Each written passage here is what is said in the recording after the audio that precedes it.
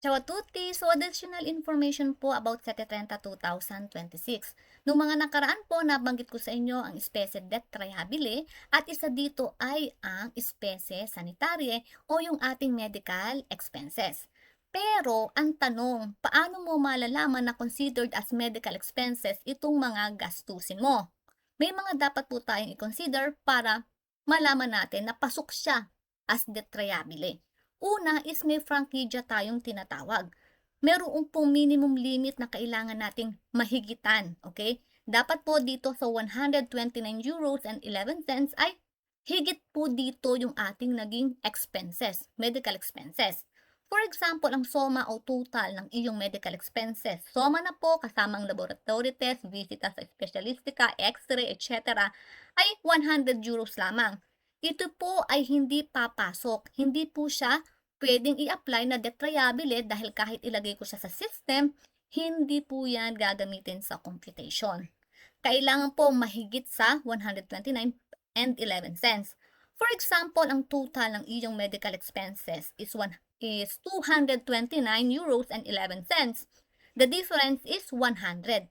Ito pong 100 euros, yan po ang pagbabasihan ng calculation. Diyan po kukunin ang 19% na detrazione. So, 100 times 19%, 19 euros. Itong 19 euros na ito ang ibabawas sa iyong tax. Bukod dyan, number 2 tayo. Number 2, kailangan traceable ang iyong mode of payment. Okay?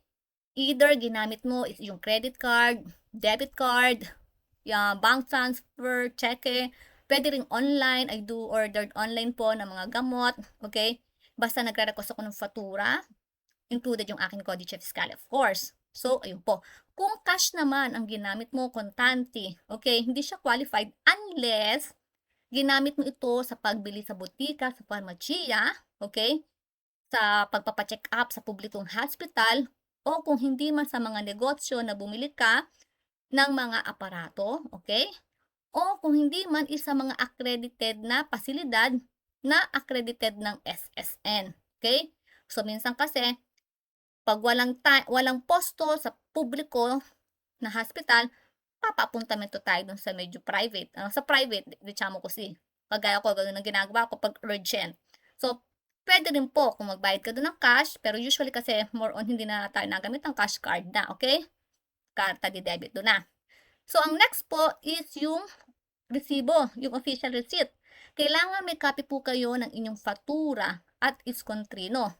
Fatura para sa mga specialist, visita sa specialistika, sa x-ray, laboratory, etc. Iskontrino galing sa farmaciya pag bumili kayo ng mga gamot. Okay? So, dito po, pag bumili kayo ng gamot sa farmaciya, always present your codice fiscale. Kung hindi man po, codice fiscale ng inyong kariko or dependent. Ganun din po sa mga fatura, dapat may codice fiscale natin. Okay? And lastly, ano ba yung mga qualified as medical expenses? Okay? Una sa lahat, syempre yung mga gamot, pharmaco.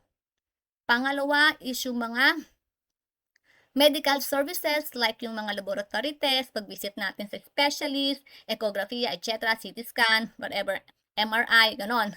And then, syempre, yung din pong mga dispositibo mediko o kaya yung mga aparatos kagaya nito. So, tatlo po siya, yung gamot, yung ating mga medical services, at saka dispositibo mediko, hearing aid, eyeglasses, hindi po sunglasses, okay? Yung mga yon. So, pag sa farmacia po, naka-indicate naman sa iskontrino, whether pharmaco, dispositibo mediko, at para-pharmaco. Take note guys, ang para-pharmaco ay hindi po siya kasali. Sa iskontrino, makikita nyo doon yung total get triabile. Pag sinama nyo, may 50 euros ng expenses, hindi kasama ang para-pharmaco.